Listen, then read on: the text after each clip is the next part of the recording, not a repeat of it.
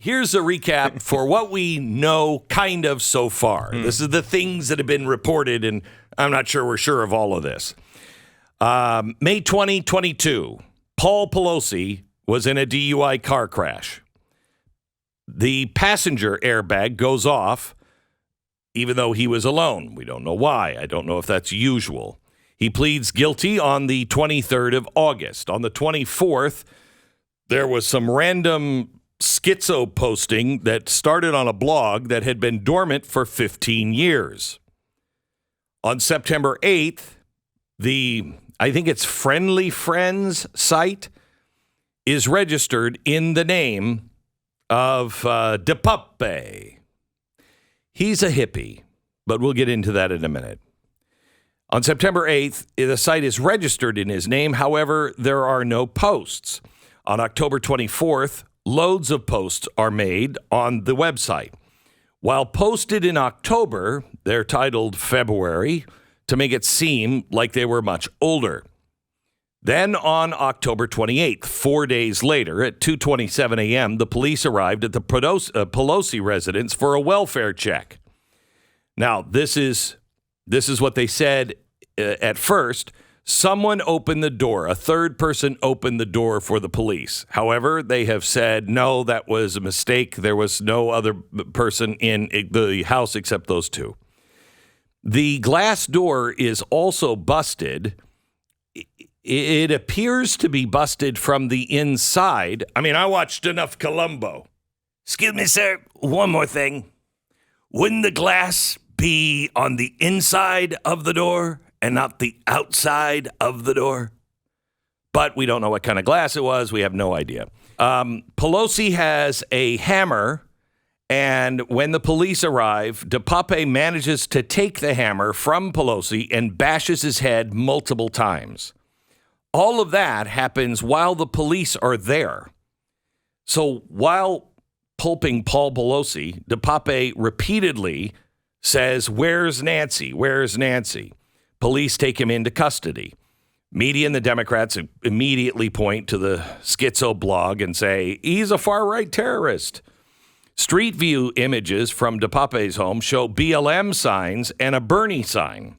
The home is referred to by a neighbor as a hippie collective. In fact, we have audio from a neighbor who is quite clear on who this guy was. Cut one. Our vehicle was out of commission. I was walking past, and Gypsy's son was with a small little girl, and he was on the bus. And the little girl and Gypsy's son. Stop for a second, please. We're going to take this piece by piece. His little boy, who was dressed as a girl, was on the bus. I just want to keep track of all of the things that you're like, oh, you're clearly a conservative. All right, go ahead. Bus, and the little girl and Gypsy's son were walking away from the bus, and the guy remained on the bus. And that's when I recognized his face. That's the only time I ever saw his face was within like the last month or so, or a couple weeks. Do you know how long he stayed during that a couple months ago? No, we try to just avoid them at all costs. Okay. Until they, bother us. Okay, but so the last time you saw him was a couple weeks ago? Yeah. And he was here for a few days? Yes. Okay. Anything strange about him or anything that stood out? There's something strange about the whole household. The entire household is very, very strange. How about him? He is birds of a feather with akin to them. So they are just, nudist drug abusers, and that's who gravitates toward them. Okay, stop for a second. How many times, Stu, at the GOP meetings have you been to where it's attended by all those nudists, drug users? Well, no, CPAC has that part of the convention. Yeah, the nudist drug part. user. Yep, Yeah. Big part there. Yeah, it's trouble when they get those two together. Right. They're usually right near each other, but they do try to keep them separate. And these are usually the people that, just to throw people off, have a rainbow flag in the front yard and a BLM sign on their front window. A lot of hardcore conservatives have that profile. Yeah, They a lot just of times. that's just the way it goes. Yeah. Okay, go ahead. Next. Children, I'm sorry, the children who live there, they seem to be underage or under 18. I'm not sure how old they are. The kids And Trisha, again, underage. what do you say their politics are?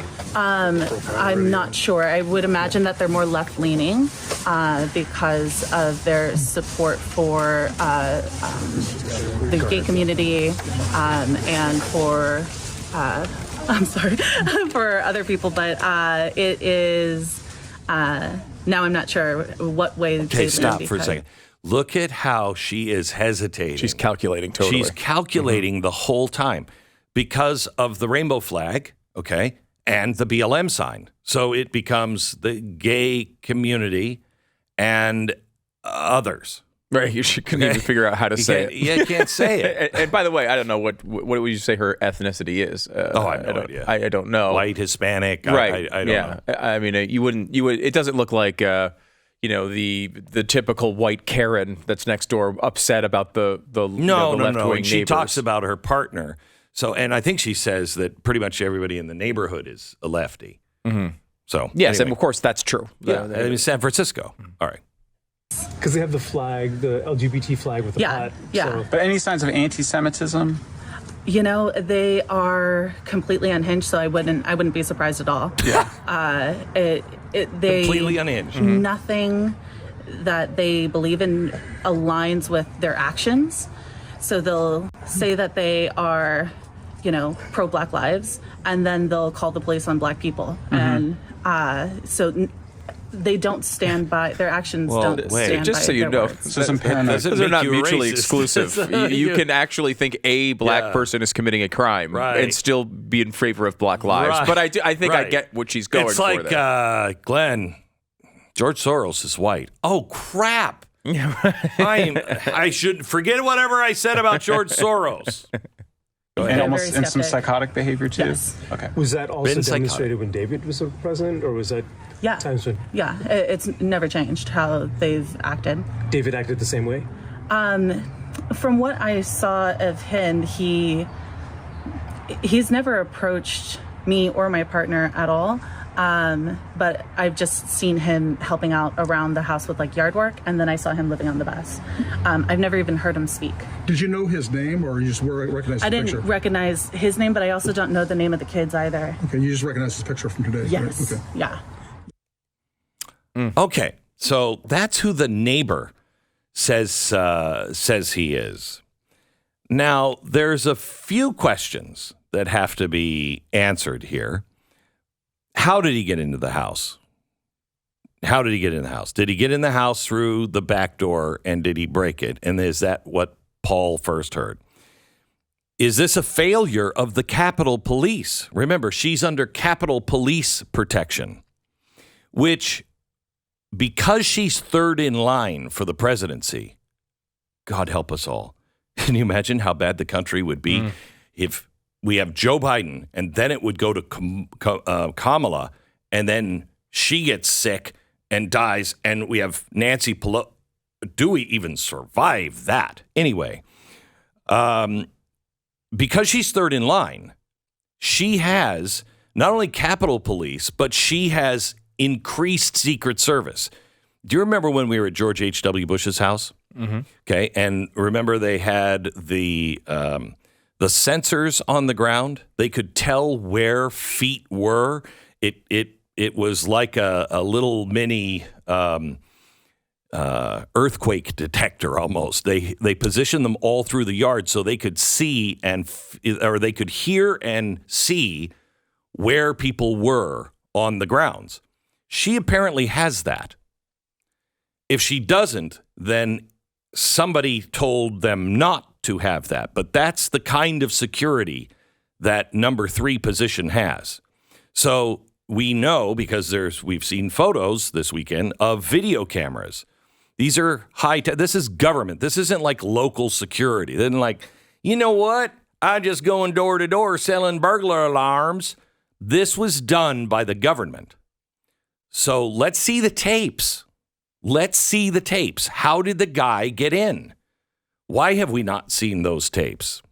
Why don't we see the vest cameras from the police? I mean, it's only been a couple days. That would be the No, excuse I know that. there, right? I know that. But it's Here's what bothers me: the security. Yeah. No, and because you mentioned this is not just some private security. Well, there's been reports that they also had that the neighborhood came together to pay for group security for this area because they're also rich and they live in a town where crime is rampant because of their policies. So they've paid for private security to help assist in this area just in case and patrol it all the time. So if that's true, and there's been multiple reports to that effect, so this guy somehow evaded private security and whatever security measures the government put in to get in. It's a very strange story. Why did big tech take down DePape's alleged social accounts? This is a really frustrating part of this. Yeah. Because of course, every media source is trying to say this is some right-wing extremist, which does not fit the profile at all.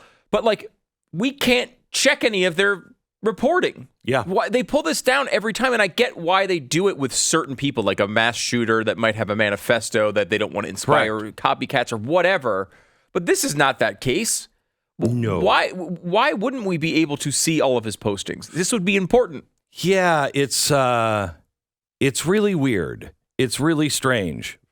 He apparently is far right, and this is what the LA Times is telling us, that he's a far right guy that is a fan of Glenn Beck. And everyone's reporting that. Daily Wire. Yeah. I mean, thank you for that. I'm just trying to go through. Now, let me just go back to who he is. Now, know that he is supposedly a fan of mine, okay? He was a nudist. I can see all the nudists just loving this program. He was a hippie. Love it. He was a San Francisco. Love it. Black Lives Matter supporter. Love it. QAnon supporter. You don't get a lot of QAnon news from this program, do you? No, you do not. No. He also apparently loved Pizzagate. You mean the thing that I said from the beginning was nonsense? Really, that thing? He was also, and I mean, if you listen to this program, you can see why he was a fan. He hated Jews. Now, that's weird that he'd be a fan of the person who won the Defender of Israel award. Yeah. It'd be really strange because it's a weird coincidence. Yeah. I've been talking about anti-Semitism on the rise for 20 years.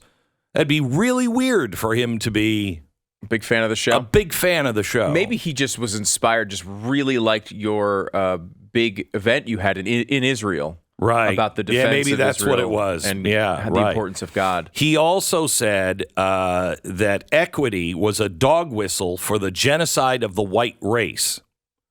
Okay. That's something that we also took on here recently and said that's ridiculous. It's absolutely ridiculous. Wait, equity is a BS social justice sort of term, yes. And we have pointed out issues with it. But the genocide, not a lot of airtime for the genocide of the white race going on. Right. So you can see we had a lot in common. I can see why he was a fan of this program. That doesn't really make sense now, does it? No, and it would be nice to be able to check the work of the media because we know they would not tell us the truth if something else was going on. Yeah. All right. More on this in just a second. This is a weird story, though. We don't want to jump to conclusions. No, and right? You know what? Here's what I really think happened. I think somehow or another the security was turned off, which needs to be investigated. But I think this guy is just crazy. He broke in, started going after Paul. Paul went into the bathroom and made the phone call, spoke code, brightly so, to the police officers. The dispatch was very sharp, picked up on it, made for a, code red. They got there. By the way, he's not in jail. Did you know that? Hippie boy, not in jail. He's still in the hospital.